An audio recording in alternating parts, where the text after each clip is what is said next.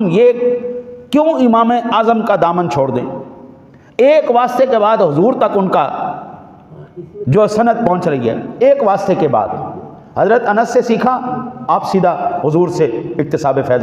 हुजूर ने हज़रत अनस को सिखाया, हज़रत अनस ने इमाम आज़म को सिखाया। हुजूर ने हज़रत अब्दुल्ला बिन हारिस को सिखाया, आपने सीधा इमाम आज़म को सिखाया। हुजूर ने हज़रत सैयदना अब्दुल्ला बिन उनैस को सिखाया, आपने हुजूर को सिखाया।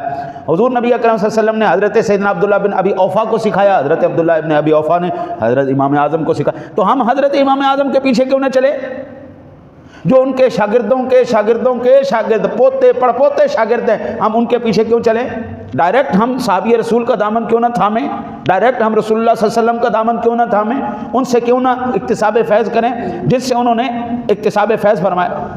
हज़रत इल्म हदीस में भी हज़रत इमाम आज़म अबू हनीफ़ा रहमतुल्लाह ताला अलैह का कोई सानी नहीं था।